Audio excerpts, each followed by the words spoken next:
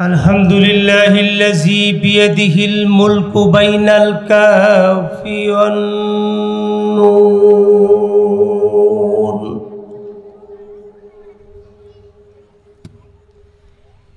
إنما أمره إذا أراد شيئا أن يقول له كن فيكون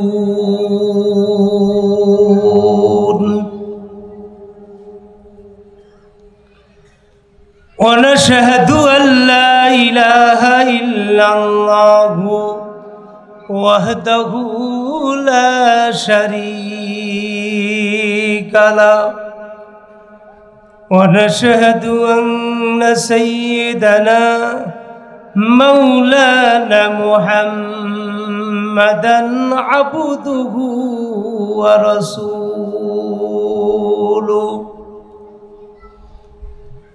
الذي أرسله بالحق إلى الخلق بشيرا ونذيرا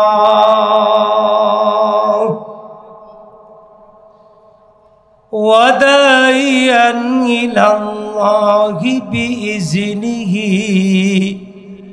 وسراجا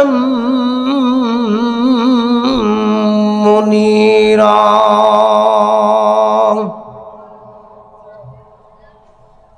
أما بعد فأعوذ بالله من الشيطان الرجيم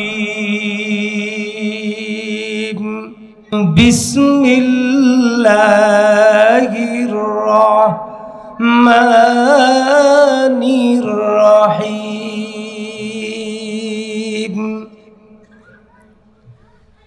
واتقوا يوما ترجعون فيه إلى الله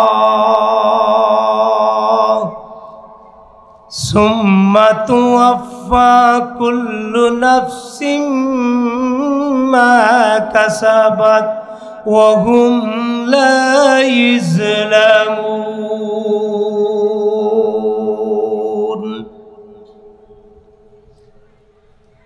وقال رسول الله صلى الله عليه وسلم من مات فقد قامت له قيامك أو كما قال رسول الله صلى الله عليه وسلم آمنت بالله صدق الله مولانا العظيم وصدق رسوله النبي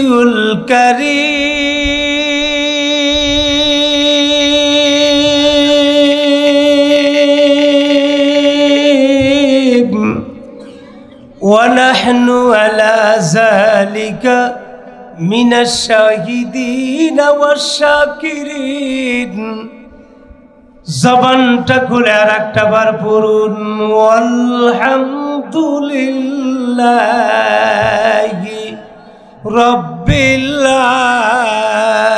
আলামিন। সম্মানিত সুধী, আমি আপনাদের খেদমতে যে আয়াতে কারিমা তেলাওয়াত করেছি, আমরা আয়াতের সরল অর্থ বুঝি, তারপরে বয়ান করব ইনশাআল্লাহ। পড়ুন আমার সাথে, বিসমিল্লাহির রহমানির রহিম। ওয়াত্তাকু ইয়াওমান তুরজাউনা ফীহি ইলাল্লাহ সুম্মা তুওয়াফফা কুল্লু নাফসিম মা কাসাবাত ওয়া হুম লা ইউযলামুন।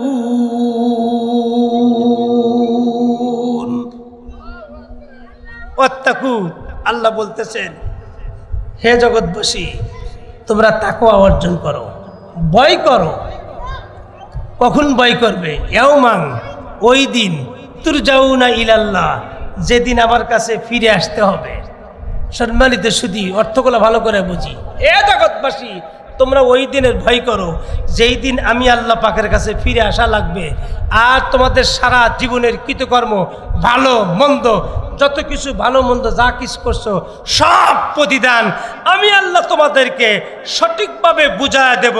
তোমাদের প্রতিদান দেওয়ার ব্যাপারে আমি আল্লাহ পাক বিন্দু মাত্র জুলুম করব না। চিল্লা বলেন মারহাবা। আমি জীবনে কতটা ভালো কাজ করেছি, কতটা মন্দ করেছি, এটা আমি আমার বুকে হাত দিয়ে বলতে পারবো কি পারবো না? কথা বলুন। আল্লাহ পাক কয় তোমাদের সারা জীবনের কৃতকর্ম ফামাইয়া আমাল মিসকালা যাররাতিন খায়রান ইয়ারা ওয়া মাইয়া আমাল মিসকালা যাররাতিন শাররান ইয়ারা, সামান্য ভালো কাজ করছো সেটার প্রতিদান আমি আল্লাহ সঠিকভাবে বুঝা দেব। সামান্য একটা খারাপ কাজ করছো সেটারও প্রতিদান আমি আল্লাহ দিয়ে দিব। সম্মানিত সুধী, এই হলো আয়াতের সরল অর্থ। আবার মেহেরবানি করে কথাটা বুঝুন।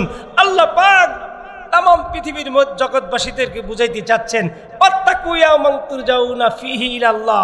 তাফসীরের ভিতরে মুফাসসিরিন বলেন কোরআন শরীফের মধ্যে ৬৬৬৬টি আয়াত আল্লাহ পাক ধারাবাহিকভাবে সময় বুঝে বুঝে নবীজির উপর নাযিল করেছেন।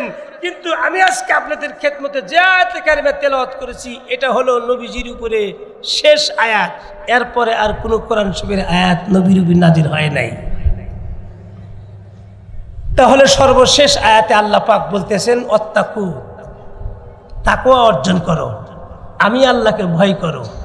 কিন্তু উচিত তো ছিল সর্বশেষ আয়াতে ইমানের মতো একটা দৌলত, ইমানের কথা আল্লাহ বলে নাই। নামাজ বড় দামি ইবাদত, নামাজের কথা আল্লাহ বলে নাই। হজ একটা দামি ইবাদত, হজের কথাও বলে নাই। যাকাত একটা দামি ইবাদত, যাকাতের কথাও বলে নাই। পর্দার কথাও বলে নাই। আল্লাহ শুধু বললেন ওয়াত্তাকু, তাকওয়া অর্জন করো, আমি আল্লাহকে ভয় করো। সম্মানিত সুধী, এই কথাগুলো বুঝতে হলে কয়েকটা উদাহরণ বাঙ্গা বাঙ্গা গলায় আমি ভূমিকা কথা বলবো। সেই কথাগুলো যদি না বোঝেন তাহলে আবার ওয়াজ পুরাটা বুঝে আসবে না।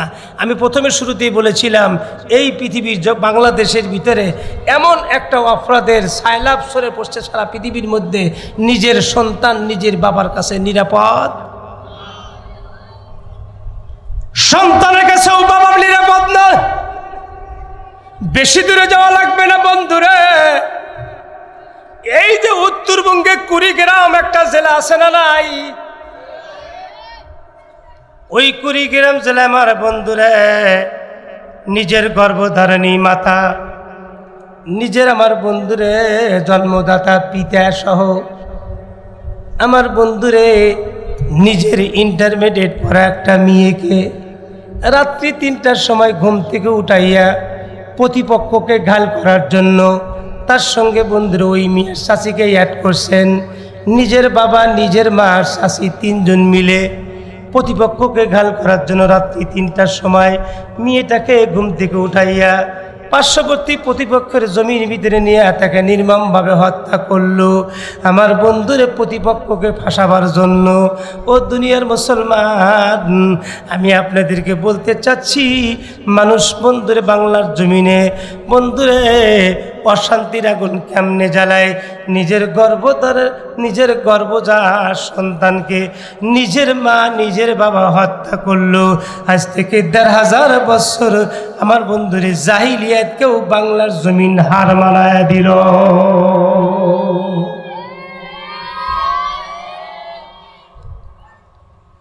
বেশি লম্বা কথা বলবো না বন্ধুরে, আপনাদের এটার নাম হলো চাঁপাইনবাবগঞ্জ। এর পূর্বে আছে আমার বন্ধুরা রাজশাহী জেলা, তার পূর্বে আছে বন্ধুরা নাটোর জেলা। আল্লাহর এক বান্দা তার স্ত্রী মারা গেছেন, একমাত্র আমার বন্ধুরে তার কন্যা। যখন স্ত্রী মারা যায় বেটিকে আমার বন্ধুরে সুশিক্ষা অর্জন করার জন্য এস্টাবলিশ করার জন্য বাবা বন্ধুরে মেয়েকে ঢাকায় লইয়া গেল। খুব খেয়াল করে বন্ধুরে উদান করা শুনবেন। তারপর বন্ধু আমি মূল কথার দিকে যাচ্ছি। লইয়া গেল ঢাকা শহরে, সাবার একটা উন্নত বাসা ভাড়া করলেন। বেটিকেও একটা উন্নত বন্ধুরে কলেজে ভর্তি করলো। বাবা বেটির দিকে তাকাইয়া নতুন করে বিবাহর বন্ধনে আবদ্ধ হইল না। বেটির মুখের দিকে তাকাইয়া বেটিকে লইয়া বাবা অনেক স্বপ্ন ভাবতেছেন। বিটিকে টাকা উন্নত শহরের মধ্যে বন্ধুর কলেজে ভর্তি করলো, উন্নত বাসার মধ্যে বিটিকে লইয়া থাকে। দিন যত করছে আমার বন্ধুরে বিটি একদিন হঠাৎ করে দেখা যায় তার রুমের ভিতরে তার একজন গার্লফ্রেন্ড তার বান্ধবীকে নিয়ে আসে। বাবা চিন্তা করলেন এটা তো বয়ফ্রেন্ড না, এটা হলো গার্লফ্রেন্ড। আমার বিটি তার বান্ধবীকে নিয়ে আসছে। আমাদের বন্ধুর পার্শ্ববর্তী স্কুল কলেজ আমার বিটি লেখাপড়া করে। অন্য গ্রামের অন্য শহরের বেটি আমার বিটির বান্ধবী হইতে পারে কি পারে না? ভালো কথা। বান্ধবী বাসায় নিয়েছেন। বাবা দেখতে দেখতে মেয়ের দিকে তাকা দেখে মেয়ের চলাফেরা যেমন কেমন। হঠাৎ করে একদিন বাবা দেখলেন আমার বেটি আমার বান্ধবীর সাথে সমকামিতা করে।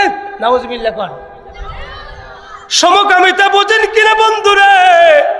যেরকম নারী আর পুরুষ জেনা করে, এটা বন্ধুর একটা ভিন্ন তরিকা। তারা দুই বান্ধবী মিলেই বন্ধুরে জেনা করে। বাবার মাথাটা স্টিরিশ হইয়া গেল। আমি কাকে নিয়ে এতদিন স্বপ্নে দেখছি রে? বাবা একদিন বেটিকে ডাক দেন, ঠান্ডা মাথায় বুঝালেন, মা রে, আমি গতকাল রজনীতে আমি যে জিনিসটা দেখলাম মা, আমি তোমাকে নিয়ে অনেক কিছু ভাবতেছি, অনেক স্বপ্নে দেখছি মা গো। আমি নিজে বিবাহ করলাম না, আমার জীবন বিসর্জন দিয়া তোমাকে স্টেবলিশ করার জন্য, সুশিক্ষা অর্জন করার জন্য ঢাকায় নিয়ে এসলাম। মা রে, তুমি ঢাকাতে লেখাপড়া করে উন্নত চাকরি করবে, আমি আব্বা তাকা দেখবো মা। আমি তোমাকে অনুরোধ করে বলছি মা, তুমি আর খারাপ পথে চলাফেরা কইরো না। বিটি তখন বন্ধুরে সিদ্ধান্ত নিলেন। আমার বাবা তো দেখে আমার পথের কাটা হয়ে গেল। আস্তে আস্তে করে বিটি বন্ধুরে সিদ্ধান্ত নিল এই পথের কাটাটা দূর করা লাগবে। নিশ্চয়ই আপনারা সোশ্যাল মিডিয়ার মধ্যে দেখছেন, আমি অ্যাঙ্গেলে একটু বন্ধুরে আমি আপনাদেরকে টাচ দিয়ে যাচ্ছি। বন্ধু দিন দিন যত করছে অশান্তির আগুন দাও দাও করে জ্বলছে। ওই অশান্তির ছিটাফাটা আমাদের চাপাই শহরে, আমার এলাকার মধ্যে, আমার পরিবারের মধ্যে কম বেশি আছে না নাই? বিটি সিদ্ধান্ত নিলেন আমার বাবাকে দুনিয়াতে বাঁচা রাখা যাবে না। আমরা দুই বান্ধবী সমকামিতা করি, আমার বাবা এটা ধৈরা ভালাইছে। এ বন্ধু কি বুঝাইতে চায়? আল্লাহ কেন নামাজের কথা বললো না? আল্লাহ কেন বন্ধুর ইমানের কথা বললো না? আল্লাহ বন্ধুরে শেষ আয়াতের মধ্যে তাকাওয়া অর্জন করো, আমি আল্লাহকে ভয় করো। এই ভয় করাটা বন্ধুরা প্রত্যেকটা মুসলমানের জন্য কি প্রয়োজন, কি দরকার। আজকে আমার বক্তব্যের মূল সাবজেক্ট আমার বন্ধুরে এইটাই আমার মূল কথা। এখান থেকে যদি আমরা নিতে পারি আল্লাহ আমাদের সঠিক রাস্তার বুঝদান করবেন। আমার বন্ধুরা লম্বা করতে চাই না, সামনে চলুন। এদিকে বন্ধুরে বিটি একদিন সিদ্ধান্ত নিল বাবাকে রাত্রিতে বন্ধুরে আমার বন্ধুর ঘুমের ওষুধ মেডিসিন খাওয়াইয়া বাবা যখন ঘুমায় গেছে, বিটি ধারালো চাকু নিয়ে বাবাকে বন্ধুরে জবাই করলো। জবাই করে ক্ষান্ত না, বাবার নিদুর দেহ জমিনের মধ্যে ফলরের মধ্যে পড়ে আছে।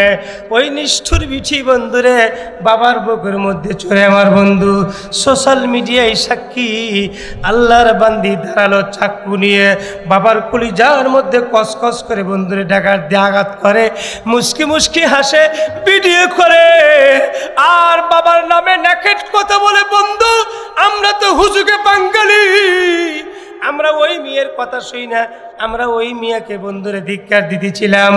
এমনও কি পৃথিবীতে মিয়া বাবা আছে রে? আমার বন্ধুরে মিয়া ভিডিও করে বাবার নামে নেকেট কথা বলে। ও প্রিয় বাংলাদেশের মানুষ, দেখো আমার বাবা আমার সঙ্গে রেপ করতে চায়, একটু কি আওয়াজ তুলে বলা যাবে না নাউজুবিল্লাহ? মুস্কি মুস্কি হাসে আর বক্তব্য দেয় আমার বাবা আমাকে রেপ করতে চায়, আমার বাবা আমাকে জোরপূর্বক রেপ করেছে। এ বন্ধু এই কথা শুনলে তো আল্লাহ আরশ কাঁপবে বন্ধুরে। এমন বর্বরতা বন্ধুরে আজ থেকে ১,৫০০ বছর পূর্বে ছিল না।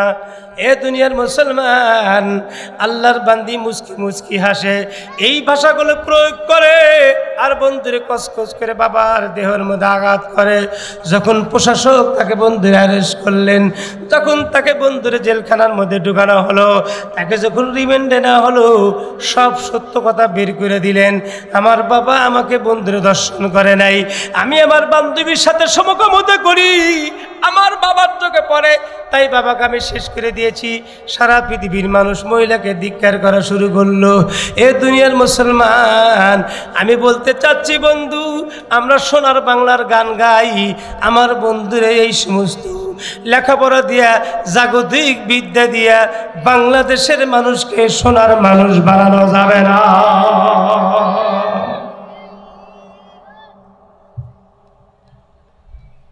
খারাপ লাগতেছে আপনাদের? আমি এখনো ওয়াজে যাই নাই। আমি যখন রাজশাহী থেকে গোদাগাড়ি পর্যন্ত আসছি, আজকেই ফোনের মধ্যে দেখলাম ময়মনসিংহে একটা মেয়ে সুসাইড করে মারা গেছেন। তাকে মর্গে নেওয়া হয়েছে পোস্টমর্টম করার জন্য।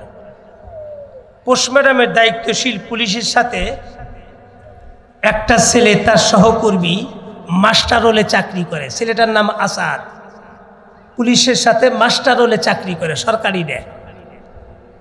ওই মৃত মহিলার সাথে মর্গের ভিতরে জেরা করেছে, এটা ধরা পড়েছে। মানুষ কতটা নিচে নেমে গেলে, একটা মানুষ মারা গেছেন, মৃত্যুবরণ করেছেন, মরার পরেও তার চরিত্র হেফাজত করার মতো বাংলাদেশের জমিনে চরিত্র হেফাজত হচ্ছে না। কথা বলতে দেখেন, ঠিক বললাম না? ঠিক বললাম? আমার বন্ধুরে, আসুন আমার বন্ধু, তাই তো রব্বুল আলামিন ডাক দেয়, তাকু ওই দিনের ভয় করো রে, যেই দিন আমি আল্লাহ পাকের কাছে ফিরে আসা লাগবে। বলুন তো মুসলমান, আল্লাহ পাকের কাছে ফিরে যাওয়া লাগবে কি লাগবে না? আরো জোরে বলেন, ফিরে যাওয়া লাগবে কি লাগবে না? নাকি আমরা কেউ আল্লাহ পাকের সাথে হায়াতের কন্ট্যাক্ট করছি নাকি? বলুন, এই পৃথিবীতে একজন ব্যক্তি আল্লাহ পাকের সাথে হায়াতের কন্ট্যাক্ট করেছে, তার নাম কি বলতে পারেন? হ্যাঁ, বিদের থেকে বলেন, একজন ব্যক্তি আল্লাহ পাকের সাথে কিয়ামত পর্যন্ত হায়াতের কন্ট্যাক্ট করেছে, তার নাম কি? শেখ হাসিনা। এবার কি কর, শেখ হাসিনা মরব না? প্রশ্ন করছি, কিয়ামত পর্যন্ত হায়াতের কন্ট্যাক্ট করে এসেছেন, কিয়ামতের একদিন আগেও তার মৃত্যু হবে না? সেই ব্যক্তিটাকে মিস্টার ইবলিস, ওর বাপের নাম খবিস, ওর মায়ের নাম লিলবিস, ওর নাম মিস্টার ইবলিস। আমার বন্ধুরা, দ্বিতীয় নম্বর আয়াত হলো, ভালো করে শুনুন, আল্লাহ কয়, বান্দারে, তোমাদের সারা জীবনের সকল কৃতকর্মর প্রতিদান আমি আল্লাহ তোমাদেরকে বুঝায় দেব। তোমাদের ব্যাপারে আমি আল্লাহ পাক বিন্দুমাত্র জুলুম করব না।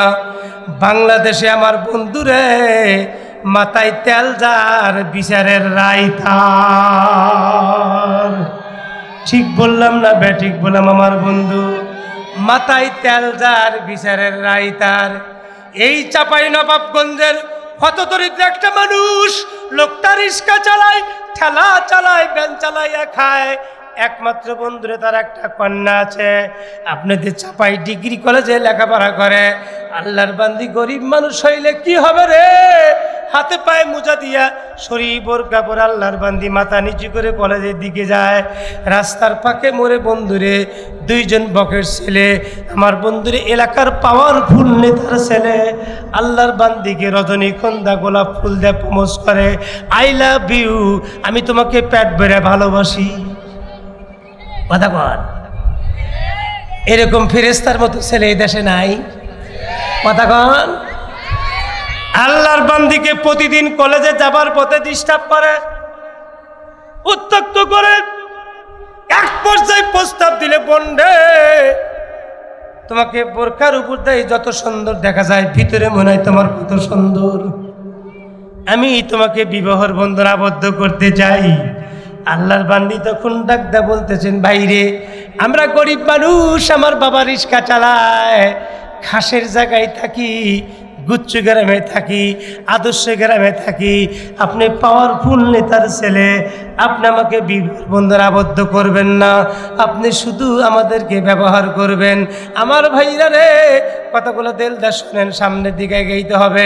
আমার বন্ধুরা রাত্রি গভীর হইয়া গেছে, কতকাল আপনারা জেগেছেন, আজকে আমি আপনাদেরকে বেশি কষ্ট দিতে চাই না। আল্লাহর বান্দা বন্ধুরে কয়েক 2-4 জন 5-10 জন বন্ধু লইয়া জিগজাগ পালসার গাড়ি লইয়া রাস্তার মোড়ে দাঁড়াইয়া হঠাৎ করে একদিন বন্ধুরে তারা কাইম পেট্রেল বন্ধু, তারা বন্ধুরে সিদ্ধান্ত নিয়েছে আজকে এই আল্লাহর বান্দিকে উঠাইয়া বন্ধুর বাসায় লইয়া যাব। জোরপূর্বক করে মেয়েটা কিডন্যাপ করলো, হুন্ডার পিছে উঠাইয়া একটা বন্ধুর বাসায় লইয়া আমার বন্ধু তার ইজ্জতটা লন্ডন করলো।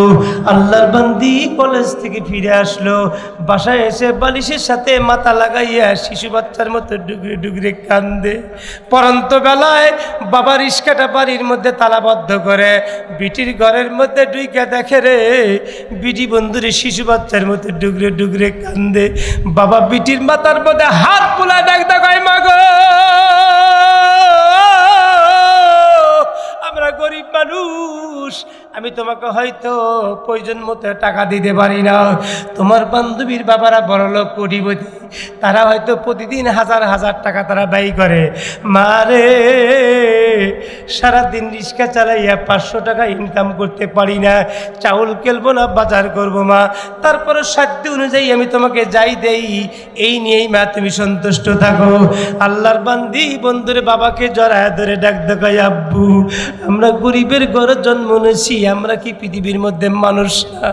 বাবা ডাক দেখায়, মা রে কি হয়েছে? বিটি যখন সব ইতিহাসগুলো বাবার কাছে খুলে বলছে, বিটি কান্দে, বাবাও কান্দে। গ্রামের মোড়লের কাছে গেছে বিচার চাওয়ার জন্য। গ্রামের মোড়ল তখন ডাক দেখায়, কার কথা বলতেছ? আমাদের উত্তর পাড়া অমুক পাওয়ারফুল নেতার ছেলে। মোড়ল তখন বিচারক তখন বাগ দেখায়, সরি আমি আল্লাহর রাস্তে মাপ চাই, আমি ওই ছেলের বিচার করতে পারবো না। ওই ছেলের যদি বিচার করতে যাই আমার রাস্তা নিরাপদ হবে না, আমার জীবনের ঝুঁকি হইয়া দাঁড়াবে। লোকটা থানায় মামলা করলো, মামলা বন্ধুরে ডায়েরি করছে ঠিক, কিন্তু মামলা রেকর্ড হয় না। আর একটা বন্ধুরে পাওয়ারফুল নেতা ফোন দাবানো, সাপ আমার দ্বিতীয় কল ফোন না পাওয়া পর্যন্ত এটা আমার সদস্য, আমার দলের মানুষ, এর কেস রেকর্ড করা যাবে না। আমার বন্ধুরে লোকটা থানায় বন্ধুর বিচার পাইল না, যা বন্ধুরে আপনাদের চাঁপাইনবাবগঞ্জে কোর্টে বিচার দায়ের করলো, ওখানেও কেসটা লেখছে ঠিক, কেস বন্ধুরে তদন্ত হয় না। উপর থেকে এমপি মহোদয় ফোন করে দিছে আমার দলের লোক, ও বিষয়টা আমি দেখব, আপনারা তো নাক গলার লাগবে না। আল্লাহর বান্দা বন্ধুরে মানুষের দ্বারে দ্বারে ঘুরে যখন বিচার পাইল না, বাসায় এসে গভীর রাত্রিতে তাহাজ্জুদের নামাজের মধ্যে সেজদা দিয়া 2 রাকাত নামাজ পড়ে মালিকের কাছে 2 হাত তুলে দোয়া করেছে, ওগো খানা খাবার মালিক আল্লাহ,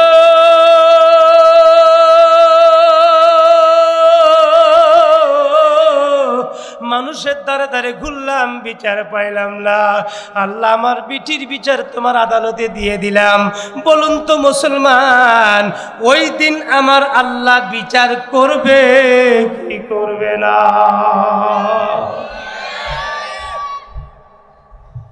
অতীতের 16 বছরে যে সরকার ছিল, ওর মনে হয় বিচার আল্লাহ করব না? কথা কন, যারা কথা কয় ওরা আমলি করে, ঘুষি মারেন। 17 বছর জ্বালাইছে, আমরা এখন ওলামায়ে কেরাম 2-4টা কথা বলবো, কেন আপনারা শুনবেন না? ও দুনিয়ার মুসলমান, কোরআন শরীফে যদি সূক্ষ্ম কথা ওয়াজ করা যায়, অমনি বন্ধুরা ললিটি বেদরা কয় রাজনৈতিক বক্তব্য দিতেছে, এর মধ্যে পুরা রাজনৈতিক দিয়ে ভরা। আমার রসুল রাজনীতি করছে কি করে নাই? সিদ্দিক আকবর আবু বকর রাজনীতি করছে না করে নাই? আমার রসুল কি রাষ্ট্রনায়ক ছিল না? সিদ্দিক আকবর কি দেশ শাসন করে নাই? খলিফাতুল মুসলিমিন কি দেশ শাসন করে নাই? যারা দেশ শাসন করে তারা হয় নেতা, নেতা মানেই রাজনৈতিক, কোরআন শরীফের ভিতরে রাজনৈতিক দিয়ে বলা। আল্লাহ ওলামাই কেরামকে বলো তোমরা রাজনীতি করো, আর দেশের পাওয়ারফুল নেতা যারাই ক্ষমতা যায় কোরআন হাদিসের কথা বললে ওই মৌলবীকে আমার বন্ধুরে চারটালের মধ্যে আবদ্ধ করো। বাংলাদেশ তোমার বাপদাদার তালুক না, তোমার আইডি কার্ড আছে, আমারও সেই আইডি কার্ড আছে। এটা হলো গণতন্ত্রের দেশ, তোমার যে অধিকার আমারও সেই অধিকার।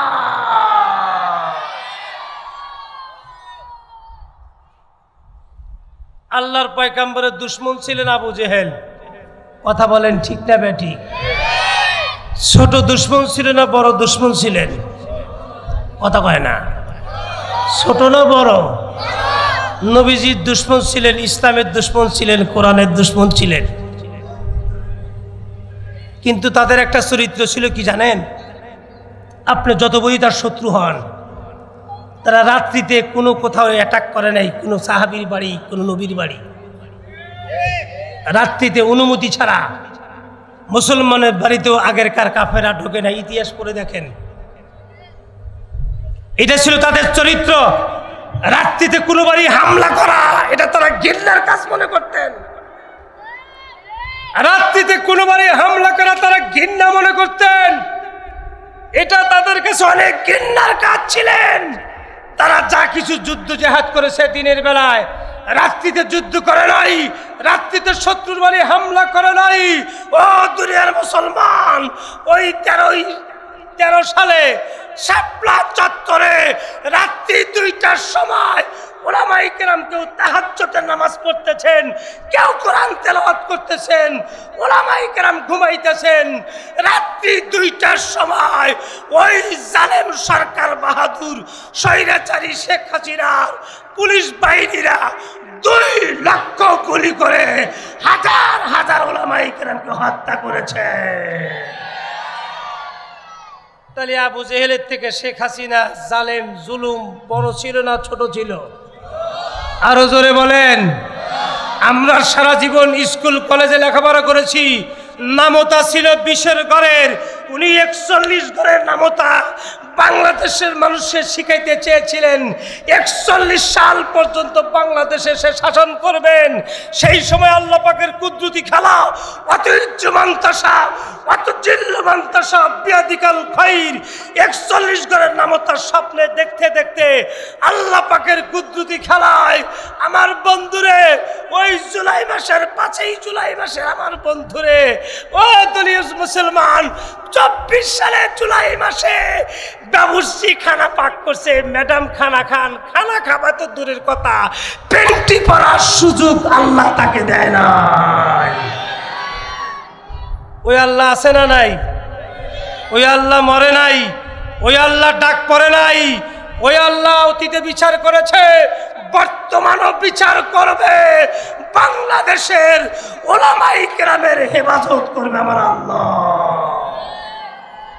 আমার বন্ধুরেন, আমি আপনাদের সামনে বক্তব্য দিতেছিলাম, এটা হলো কোরআন শরীফের বন্ধুরের শেষ আয়াত, এরপরে কোনো আয়াত নাই। এই আয়াত দিয়ে আল্লাহ পাক জগৎবাসীকে বুঝাইতে চাই, তামাম পৃথিবীর মানুষ শোনো রে, আমি আল্লাহকে ভয় করো, তাকওয়া অর্জন করো। ওই দিনের ভয় করো যেই দিন আমি আল্লাহ পাকের কাছে ফিরে আসা লাগবে। আল্লাহ পাক আরও ইমানের গুরুত্বপূর্ণ পয়েন্ট আছে, সেই কথা বলল না।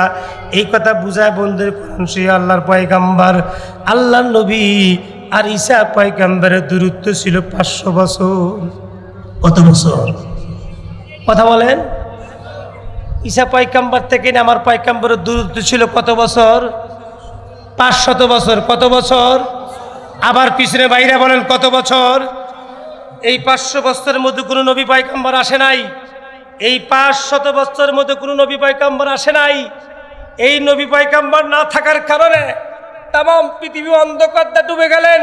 কোনটা হালাল, কোনটা হারাম, কোনটা জায়েজ, কোনটা না জায়েজ, কোনটা বৈধ, কোনটা অবৈধ, এটা পৃথিবীর মানুষ তমিজ করতে পারতো না, পার্থক্য করতে পারতো না।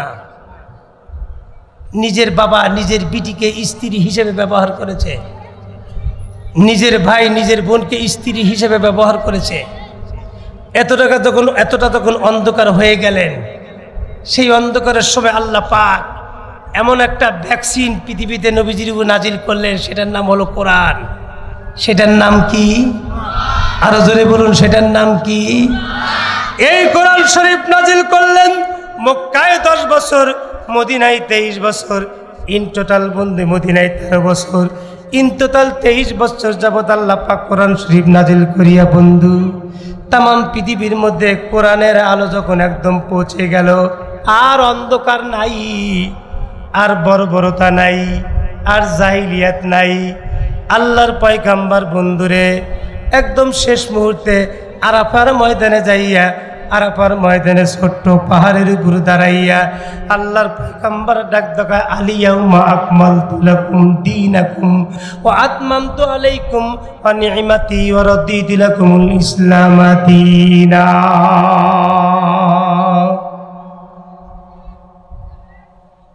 আল্লাহর পয়গাম্বর যখন এই ভাষণ দিলেন, এই ভাষণ শোনার পর খলিফাতুল মুসলিমিন ওমর ফারুক আমার বন্ধুরে বিজয় মিছিল বাই করলেন। আল্লাহর পয়গাম্বর সাহাবাই কেরামকে ডাকতে বলে, সাহাবীরা রে, আমি কি তাম পৃথিবীর মধ্যে কোরআন শরীফের আলো পৌঁছাইতে পারছি কিনা? সমস্ত সাহাবাই কেরাম, 100 লক্ষ সাহাবাই কেরাম ডাক ডাকায়, ওগো নবীজি, তাম পৃথিবীর মধ্যে আপনি কোরআন শরীফের আলো একদম কোনায় কোনায় পৌঁছায় দিয়েছেন। নবীজি তখন তার শাহাদত আঙ্গুলিটা আসমানে উঠাইয়া আল্লাহকে ডাক ডাকে, আল্লাহুম্মা শাহাদ, আল্লাহুম্মা শাহাদ, আল্লাহুম্মা শাহাদ। ওগো মালিক, 100 লক্ষ সাহাবায়ে কেরাম সাক্ষী দিচ্ছে আমি নাকি কোরআনের আলো তাম পৃথিবীর কোনায় কোনায় পৌঁছায় দিয়েছি। আল্লাহ গো, তুমি সাক্ষী থেকো, তুমি সাক্ষী থেকো, তুমি সাক্ষী থেকো। এই বক্তব্য শোনার পর খলিফাতুল মুসলিমিন 100 লক্ষ সাহাবায়ে কেরামদেরকে নিয়ে আল্লাহর পয়গম্বরের সাহাবী ওমর বিজার মিছিল বের করলো। বিজার মিছিল বের করলাম। আমার বন্ধুরে, আমাদের ওয়ার্ডের যদি একজন মেম্বার যদি মেম্বারি পাস করে, তার সহকর্মী লইয়া পরের দিন ফুলের মালা গলায় দিয়ে তারা বন্ধুরে বিজার মিছিল বের করে, কি করে না? করে না ভাই? চেয়ারম্যান সাহেব ইলেকশন করছেন, পাস করছেন, তার সহকর্মীরা চেয়ারম্যান সাহেবকে আমার বন্ধুরে ফুলের মালা দিয়ে, তার গলার মধ্যে ফুলের মালা আর আটে না, বিজয় মিছিল বাই করছে না করে নাই? কথা পায় না। খলিফাতুল মুসলিমিন 100 লক্ষ সাহাবায়ে কেরাম লইয়া এ বন্ধুরে আরাফার ময়দানে বিজয় মিছিল যখন শুরু করে দিছে বন্ধু, এদিকে নবীজির পাশে বসে আছে আবু বকর সিদ্দিক। সিদ্দিক একবার আমার বন্ধুর নবীজির বক্তব্য শুনে কান্দে। খলিফাতুল মুসলিমিন 100 লক্ষ সাহাবায়ে কেরামকে নিয়ে বিজয় মিছিল বের করে। ও ওমর এসে আবু বকর সিদ্দিককে ডাক দাও, আবু বকর ভাই, আজকে আমাদের কান্নার দিন না, আজকে আমাদের হাসার দিন, আপনি কেন কাঁদতেছেন? সাহাবায়ে কেরামের রক্তের বিনিময়ে আজকে ইসলাম প্রতিষ্ঠিত হলো। সাহাবায়ে কেরামদের বন্ধুরে স্ত্রীরা বেদবা হয়েছে, বাচ্চারা ইতিম হয়েছে। আমার বন্ধুরে রক্তর সাহাবীদের রক্তর সাগরের কারণে তাদের আজকে ইসলাম বিজয় হয়েছে। আজকে আপনি কেন কান্দেন? আজকে তো কান্নার দিন না। আবু বকর সিদ্দিক তখন ডাক দেয়, ওমর রে, নবীজির বক্তব্য শুই না তোমরা একটা ভাবতেছো, আর আমি আবু বকর একাই একটা ভাবতেছি। 100 লক্ষ সাহাবায়ে কেরাম নবীজির বক্তব্য শুনে একটা ভাবে, আর আবু বকর সিদ্দিক সে নিজেই আর একটা ভাবে। এই বিষয়টা আমাদের জানার দরকার আছে না নাই? আবু বকর সিদ্দিকের ব্যাপারে আমার আপনার পয়গম্বর বলছেন, আল্লাহ নবী বলছেন যে আমাকে যদি আল্লাহ নবী না বানাইতো, খুব খেয়াল করে শুনবেন, আমাকে যদি আল্লাহ পাক নবী না বানাইতো, আমাকে না বানায় যদি অন্য কাহাকে নবী বানাইতো, সেটা নবী হইতো আবু বকর।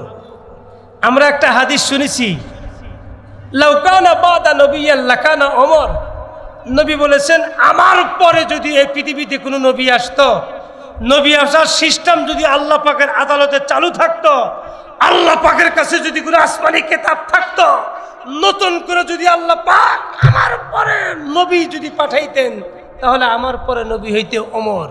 এইটা একটা হাদিস আমরা ওলামায়ে কেরামের মুখ থেকে শুনেছি। ও ভাই, কিন্তু আমি আজকে নতুন কথা বলতেছি। আল্লাহর পয়গম্বর বলেছেন আমাকে যদি আল্লাহ নবী না বানাইতো, আমাকে না বানা যদি আল্লাহ নবী বানাইতেন, তাহলে নবী হইতো আবু বকর। তাহলে এই দুই কথার মধ্যে বলুন তো আবু বকরের ইজ্জত বেশি না কম? জোরে বলুন। আমার ভাইরা রে, আল্লাহর পয়গম্বর ডাকদা বলেন আমাকে যদি আল্লাহ নবী না বানাইতো রে, যদি আল্লাহ আমাকে বাদ দিয়ে নবী বানাইতো, আবু বকর নবী হইতো।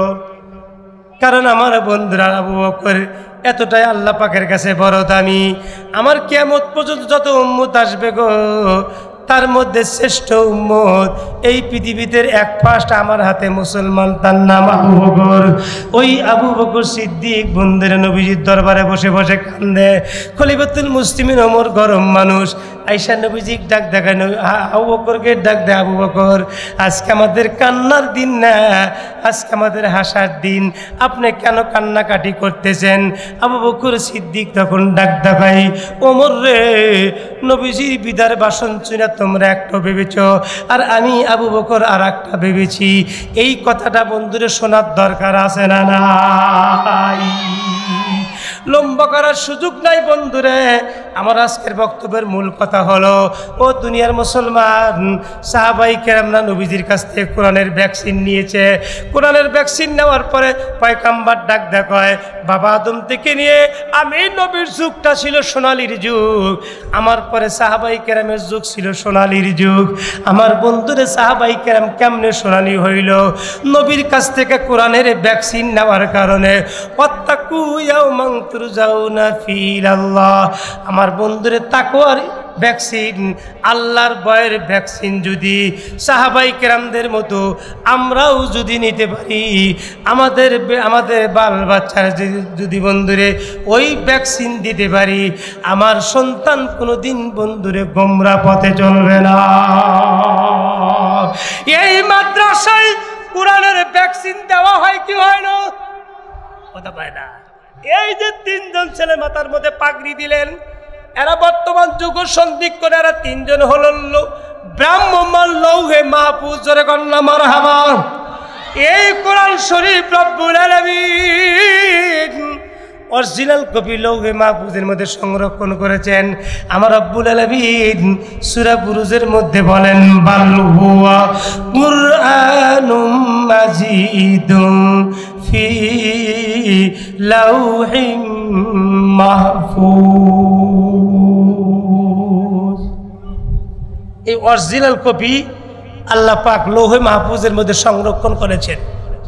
তাম পৃথিবীর ভিতরে যত কোরআন শরীফ আছে সব হলো ফটোকপি। সব হলো কোন কপি? কথা পায় না। কি কপি? আরো জোরে বলেন, কি কপি? এই যে মাদ্রাসার একটা পোস্টার অরিজিনাল কপি, এইটা যদি আমি আলমারির ভিতরে সংরক্ষণ করি, লক্ষ কোটি ফটোকপি যদি পুরা চাপাই নবাবগঞ্জের মানুষ যদি পুরে নিস্মার করে দেয়, অরিজিনাল কপি আলমারি থেকে বের করে আগামীকাল যদি ফটোস্টেট করা যায়, করা যাবে কি যাবে না?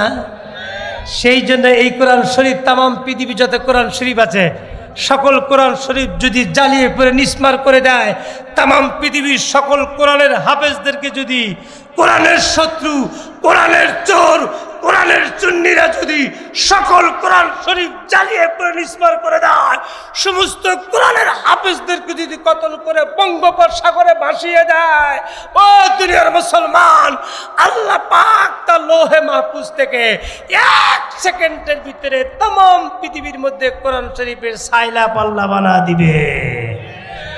আল্লাহ পারবে না? পারবে না? আরো জোরে বলেন। এই কোরআন শরীফ যত বড় দামি, তার শত্রু তত বড় ভয়ানক। অতীতের সমস্ত আসমানি কিতাব, তাওরাত, জাবুর, ইনজিল, কোরআন, সবগুলো কিতাব যতগুলো শত্রুর মোকাবেলা করেছে, তার চাইতে কোরআন শরীফ শত্রুর মোকাবেলা কম করছে না বেশি করেছেন? আরো যারা বলেন কম করছেন না বেশি করছেন? আমার বন্ধুরা, এই কোরআন শরীফ সংরক্ষণের দায়িত্ব যদি পৃথিবীর একজন মানুষও যদি না নেয়, এই কোরআন শরীফের সংরক্ষণের দায়িত্ব কে নিয়েছে? আরো জোরে বলুন, কে নিয়েছে?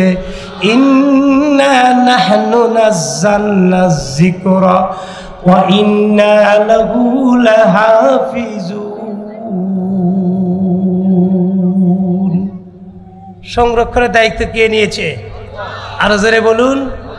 সারা পৃথিবীর সমস্ত কোরআন শরীফ যদি পুড়ে ফেলায়, আল্লাহ পাক আবার কোরআন শরীফ পাঠাইতে পারবে কি পারবে না? আপনারা বলতে পারেন, হুজুর লৌহ মাহফুজের মধ্যে কোরআন শরীফ আল্লাহ পাক কোন কায়দায় কিভাবে আল্লাহ পাকের কুদরতি হাত দিয়া লেখছে নাকি ফেরেশতাক দিয়া লেখা সংরক্ষণ করেছেন? সম্মানিত সুধী, চমৎকার একটা উদাহরণ দিলে বুঝবেন। ও দুনিয়ার মুসলমান, এই যে তিনজন হাফেজ আজকে আমরা দস্তরে ফজিলত দিলাম, মাথার ভিতরে পাগড়ি দিলাম, এই তিনটা ছেলেকে আগামীকাল চাপাই নবাবগঞ্জে মেডিকেল কলেজ হাসপাতালে নিয়ে যায়, তাকে মাথার থেকে পা পর্যন্ত সার্জিক্যাল ডাক্তাররা সিজার করবেন, কাটবেন, তার দেহর মধ্যে, সিনার মধ্যে, মাথার মগজের মধ্যে একটা আলিফ বা তা সা কি পাওয়া যাবে? জোরে বলুন, পাওয়া যাবে কি? তাকে যদি পুরা বডিটা যদি আমরা ডাক্তার দিয়ে যদি অপারেশন করি, সিজার করি, আলিফ বা তা সা ইয়া পর্যন্ত কোনো অক্ষর পাওয়া যাবে কি? আল্লাহ পাক লোহে মাহফুজের তক্তার মধ্যে এই সূরা ফাতিহা থেকে নাস পর্যন্ত আল্লাহ পাক কুদরতি কায়দায় লিখছেন। ওই তক্তা যদি পুরা চাপাই নবাবগঞ্জ, রাজশাহী, নাটোর, সিরাজগঞ্জ, সারা পৃথিবীর মানুষ যদি ঐক্যবদ্ধ আন্দোলন করে, লোহে মাহফুজ থেকে যদি ওই তক্তাটা যদি নামান, ওইটা যদি সোয়া মিলে করার দা চেরেন, ওর মধ্যে কালির হরফ আলিফ বা তা সা পাওয়া যাবে না। যেভাবে একটা হাফেজের সিরার মধ্যে 30 পারা কোরআন শরীফ আল্লাহ পাক সংরক্ষণ করেছেন, ওই কায়দায় লৌহে মাহফুজের মধ্যে কোরআন শরীফ সংরক্ষণ করেছেন। চিল্লা বলেন মারহাবা। এ দুনিয়ার মুসলমান, আমরা যদি আমার সন্তানকে, আমার শিশু বাচ্চাকে এই কোরআনের ভ্যাকসিন যদি দিতে পারি বন্ধু, ওই সন্তান আপনাকে যদি কিচ্ছু না দেয় আমার বন্ধুরে, ওই সন্তান বন্ধু মৃত্যুর সময় আপনার পাশে বসে বসে সূরা ইয়াসিন তেলাওয়াত করবে। লম্বা কথা না আমার বন্ধুরে, হায়াতের প্রেক্ষাপটে আল বেদান গ্রন্থের ভিতরে আল্লামা হাফেজ ইমাদউদ্দিন ইবনে কাসির রাহমাতুল্লাহ একটা চমৎকার ঘটনা আনছেন। এই ঘটনাটা বইলেই বন্ধুরে বক্তব্য শেষ দিতে চাচ্ছি। কথাটা মনে আছে না নাই? আবু বকর সিদ্দিক কান্দে, খলিফাতুল মুসলিমিন বিজয়ের মিছিল করে। ওই বাকি কথা কি আমরা শুনবো কি শুনবো না?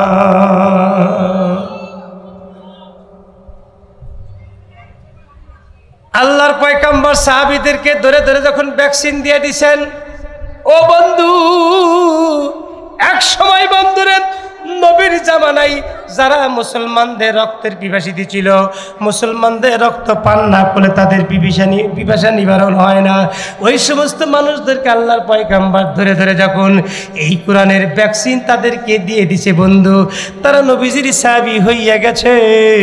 আমার বন্ধুরে, এখন যারা ওই সাহাবায়ে কেরামদের মুসলমানদের রক্ত পান করতে চায়, ওই সমস্ত ব্যক্তি এখন তাদেরকে প্রতিশোধ নেওয়ার জন্য প্রস্তুতি নিয়ে নিছে। আমার বন্ধুর নবীর একজন সাহাবী, আমার বন্ধুরা তার নাম হলো আমার বন্ধুর আব্দুল্লাহ জুল বাজাদাইন। তফসিরের মধ্যে লেখছে 8 বছর বয়স, কেউ কেউ বলে বন্ধুরে 10 বছর, কেউ কেউ বলে বন্ধুরে 12 বছর বয়স। এই ছেলেটা বন্ধুরে নবীজির হাতে এসে কালমা পড়ে বন্ধুরে মুসলমান হয়েছেন।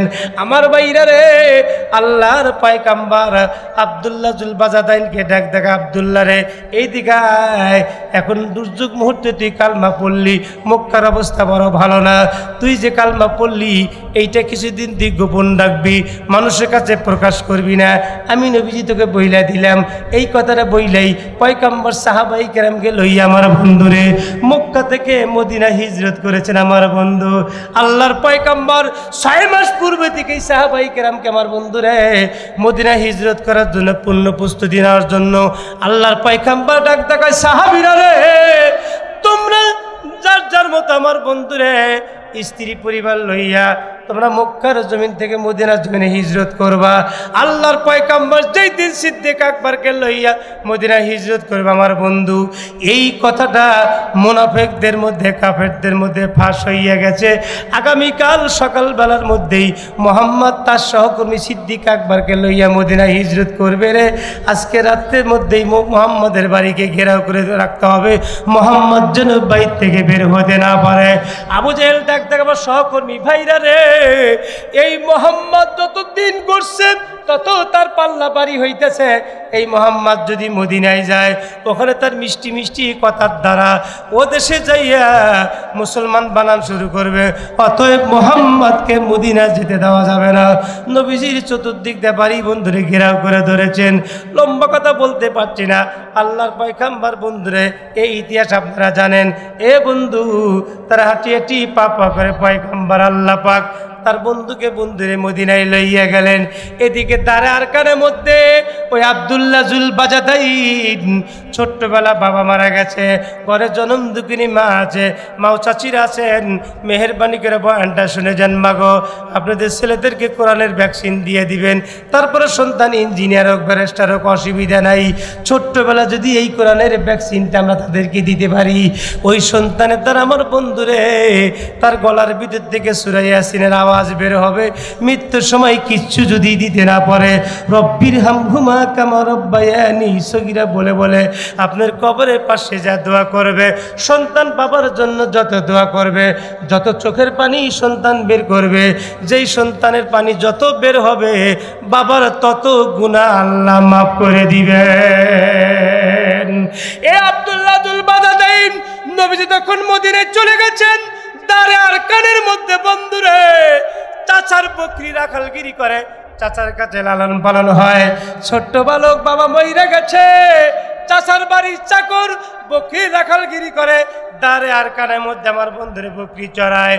এই আব্দুল্লাহ জুল বাজাদাইন সারাদিন দারে আরকানের মধ্যে একবার দৌড়ায় এই পাহাড় থেকে ওই পাহাড়ে যায়। তার সাথীবর্গ ডাক দেয়, আব্দুল্লাহ রে, তুই কেন পাগলামি করছিস? তোর তো খাওয়া নাই, ঘুম নাই, গোসল নাই, কেন তুই এমনি পাগলামি করছিস রে? আব্দুল্লাহ জুল বাজাদাইন ডাক দে বলে, আমার ভাইরা রে, আমার প্রাণের মানুষ মক্কা থেকে মদিনায় চইলা গেছে রে। আমি সারাদিন বকরি রাখালগিরি করে আমি যখন বাসায় ফিরি, দৌড়ায় গিয়ে আমার নবীর সাদ মাখা দুরানি চেহারাটা দেখলে আমার কলিজাটা আমার আল্লাহ ঠান্ডা কইরা দেয়।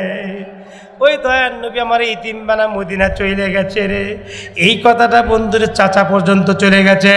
চাচা হলো আবু জেহেলের চামচা।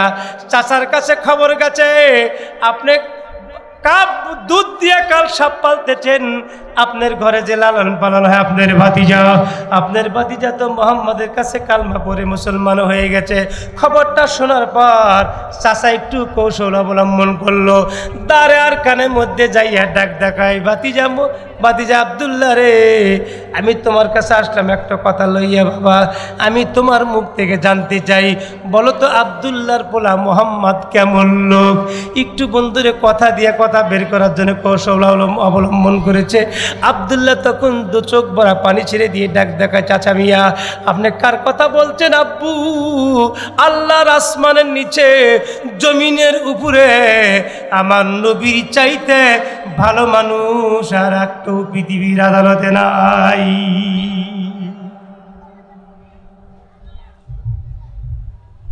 চাচা তখন আমার বন্ধুরে ছাগলের দড়ি দিয়ে আব্দুল্লাহকে বাঁধলেন। কৌশল অবলম্বন করেছে, আব্দুল্লাহর বেটা মোহাম্মদ কেমন। এবার চাচা তাকে প্রথমে দাওয়াত দিয়েছেন, ভাতিজারে, তুমি আমার ঘরে খাও, আমার কাপড় পরো, আমি তোমার মাকে পালি, তোমাকে লালন পালন করি, তোমাকে বড় করার দায়িত্ব, তোমাকে মানুষ করার দায়িত্ব তোমার মা আমার হাতে তুলে দিচ্ছে। তুমি আমার ঘরে খাইয়া আমার যে ধর্মের দুশমন, আমার যে জীবনের দুশমন, তুমি সেই মোহাম্মদের সহচর হও, সাহাবী হও, আমি এইটা মেনে নিতে পারবো না। আব্দুল্লাহ জুল বাজাদাইন ডাক দেখায়, চাচা মিয়া, আমি যেই কালমা পড়েছি ওইটার জন্য আমি আপনাকে দাওয়াত দেওয়ার জন্য নিয়ত করেছি। আপনিও একবার কালমা পড়েন, আমার আল্লাহ আপনার কলিজার ভিতরে শান্তির বাতাস চালায়া দিবে। মান ক্বালা লা ইলাহা ইল্লাল্লাহ ওয়া হুয়া মুমিন। ও চাচা, যে ব্যক্তি আমার নবীর উপর কালমা পড়ে রে, ও আর জালেম থাকে না, বেঈমান থাকে না, ও তখন আল্লাহ পাকের মুমিন বান্দা হইয়া যায়। এভাবে যখন আব্দুল্লাহ চাচাকে ওয়াজ করতেছেন, অমনি ছাগলের রশিদা বাঁধলো। তাফসীরের মধ্যে লেখছে, বন্ধুরে এবার নিশা আবু জেহেলের সামনে ফালায়া দিলেন, বাঘের সামনে বকরি দান করলেন। আমার বন্ধু তাফসীরের মধ্যে লেখছেন, আবু জেহেল সমস্ত শক্তি প্রয়োগ করে আব্দুল্লাহ জুল বাজাদাইনের দেহের মধ্যে চাবুক দিয়ে আঘাত করা শুরু করে দিল। আমার বন্ধুরে একে একে 7 জন নওজোয়ান যুবক তাকে মারলো।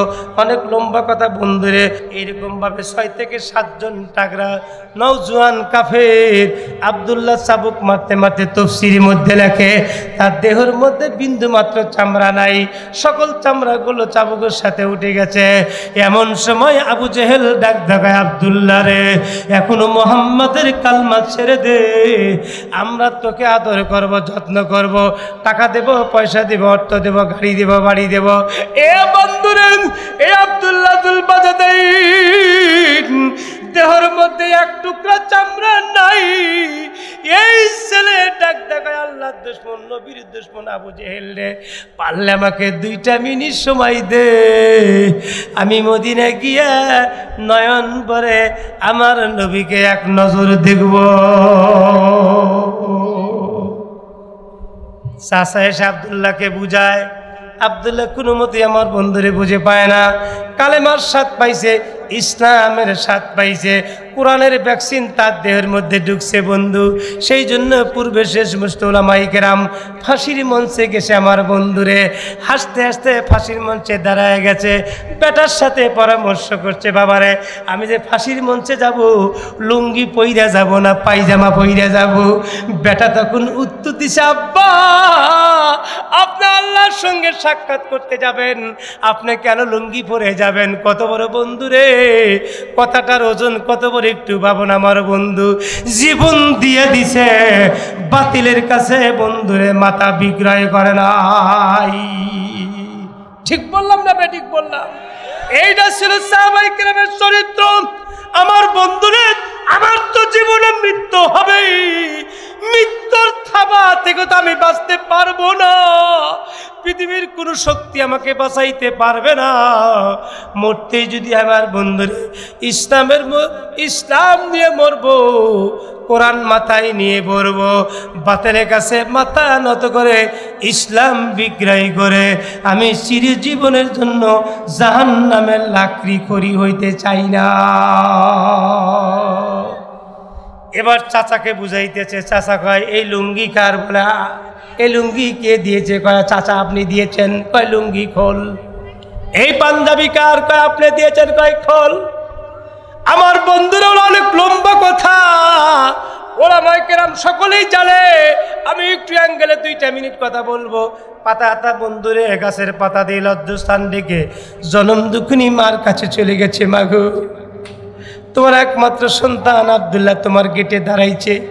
মা গেটটা খুইলে দেখে মনে হয় বন্ধুরে কবর থেকে একটা লাশ উঠে এসে। মা ডাক দেখা, বেটা আব্দুল্লাহ রে, তোমার এই অবস্থা কে করলো? কয় আমার চাচা করেছে আর আবু জেহেল করেছে। মা কি অপরাধ করেছে? কয় মোহাম্মদের কাছে কালমা পড়েছি। কয় বাবারে কালমা ছেড়ে দে, আবু জেহেল আমাদেরকে টাকা দিবে। তখন ডাক দেখায়, মা আমিও তোমাকে তাওহীদের স্বীকৃতি দেওয়ার জন্য আসছি, তাওহীদের কালমা স্বীকৃতি তুমি দাও। আমার বন্ধুরে তখন মাও তখন ডাক দেখায়, জনম দুঃখিনী মাও তখন ডাক দেখা, আল্লাহর নাফরমান তুই আমার গেট থেকে দূরে সরে যা। শেষবারের মতো ওর ডাক দেখাচ্ছে, মা গো জীবনে তোমার কাছে কোনো কিছু আবদার করি নাই, এক টুকরা তুমি কাপড় দিতে পারবে কিনা? তাফসীরের মধ্যে লেখছে বন্ধুরে, মা একটা পুরাতন কম্বল ঘরে চৌকাঠে উপর দিয়ে ঢিল দেয়, ওই এক টুকরা, ওই কম্বলটা 2 টুকরা করে আব্দুল্লাহ একটা টুকরা পরিধান করলো, আর একটা টুকরা দেহের মধ্যে দিয়া মক্কা থেকে মদিনায় নবীজির কাছে ওই মরা মানুষের মতো লোকটা রওনা করেছে। আমার বন্ধু 41 দিন পর্যন্ত সময় লাগছে। সিদ্দিক একবার বাড়ির গেটের সামনে বসে আছে, আল্লাহর পয়গম্বর মসজিদের নববীর সামনে আমার বন্ধুরে সাহাবায়ে কেরামদেরকে নিয়ে বন্ধুরে বয়ান করছেন। এমন সময় সিদ্দিক আকবর ঘর থেকে বের হইয়া নবীজির দরবারে মসজিদ নববীতে যাবেন, এমন সময় আব্দুল্লাহ জুল বাজাতাইন রাস্তার পাশে বন্ধুরে মৃত মানুষের মতো আমার বন্ধু পড়ে আছে লাশটা, আর কলার কণ্ঠ থেকে জ্ঞান জ্ঞান করে কি আমার বন্ধুর গুনগুন করে আওয়াজ আসে, আবু বকর সিদ্দিকী জঙ্গলের মধ্যে টাকা দেখে রে, একটা মানুষের দেহের মধ্যে এক টুকরা চামড়া নাই। ডাকতে বলে ভালো কে রে, তোমার কি, তোমার পরিচয় কোথায়, তোমার বাড়ি?